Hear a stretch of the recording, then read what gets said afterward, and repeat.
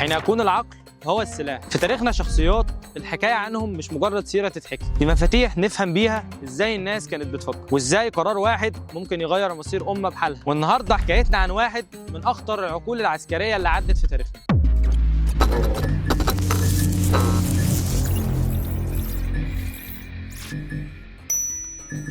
راجل ما كانش بيكسب لانه اقوى، لكن لانه اذكى. سيف الله المسلول خالد بن الوليد رضي الله عنه.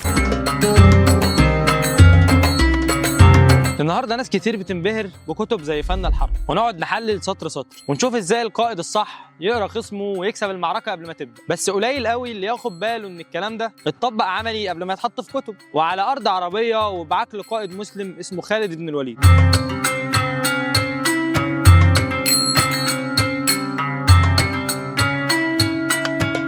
خالد بن الوليد ما كانش محارب تقليدي. من قبل الاسلام كان معروف في قريش ان ده راجل بيفهم الميدان ويقرا الارض ويعرف امتى يهاجم وامتى يستنى. في غزوه احد المعركه كانت شبه محسومه للمسلمين، لكن خالد وهو في صف قريش كان ملاحظ تفصيله صغيره جدا. الرماة سابوا اماكنهم، تفصيله بسيطه لكن خالد فهم معناها على طول. عرف ان ظهر الجيش اتفتح وان مسار المعركه اتغير. الحركه اللي عملها خالد في احد هي نفس الفكره اللي اي كتاب عسكري حديث بيسميها استغلال الثغره في لحظه الاطمئنان. ودي اول نقطه مهمه، خالد ما كانش بيكسب بالقوه، كان بيكسب بالتوقيت.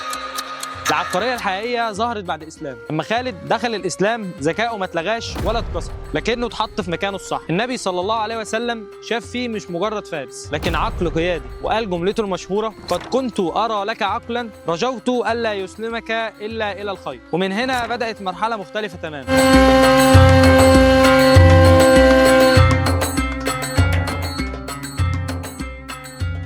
غزوة مؤتة كانت اختبار حقيقي مش للشجاعة لكن للعقل. 3000 مسلم قصاد جيش الروم بعشرات الآلاف، والقادة الثلاثة استشهدوا واحد ورا الثاني. أي جيش في العالم في اللحظة دي كان ينهار، لكن خالد استلم القيادة وفهم الحقيقة بسرعة. المعركة دي مش لازم تتكسب، لكن الجيش لازم يطلع منها حي، وده جوهر القيادة اللي قليل قوي يفهمه. وفي ليلة واحدة خالد غير تشكيل الجيش كله، بدل أماكن الجنود، قدم ناس وأخر ناس، وغير شكل الرايات.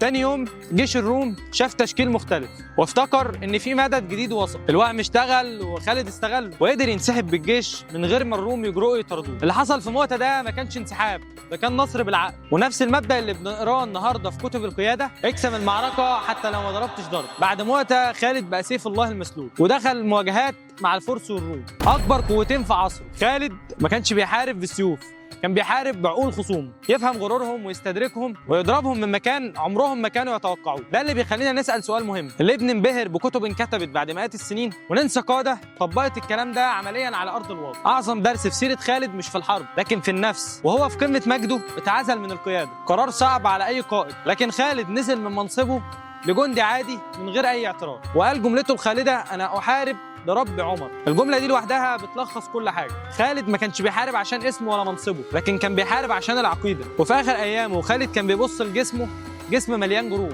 مفيش شبر فيه إلا لو فيه ضربة سيف أو طعنة رمح. الراجل عاش عمره كله في قلب المعارك، وقف قدام جيوش ما كانتش بتترعب من حد، ومع ذلك النهاية ما كانتش في ساحة قتال. خالد مات على فراشه. المشهد ده كان أصعب عليه من أي معركة خاضها، مش علشان الموت، خالد ما كانش بيخاف من الموت، لكن عشان كان نفسه يموت وهو ثابت في الميدان، شهيد زي اللي عاش معاهم وحارب معاهم. وساعتها قال كلمته اللي طالعة من قلب واحد عاش الحرب بجد: وقد شهدت كذا وكذا زحفا وما في جسدي موضع شبر إلا وفيه ضربة بسيف أو طعنة برمح، وها أنا أموت على فراشي كما يموت العير فلا نامت أعين الجبناء. الجملة دي مش غضب ولا استعراض بطولة، ده وجع قائد عاش عمره كله بيواجه الخطر. القوة في العقل، في الإخلاص، وفي إنك تعرف إمتى تهجم وإمتى تنسحب، وإمتى تسيب المنصب وإنت ثابت على عقيدتك. دي كانت حكايتنا النهارده عن واحد من أعظم القادة في تاريخنا العربي والإسلامي، قائد سبق عصره ولحد دلوقتي بنتعلم من اللي عمله. السهراية أصل الحكاية.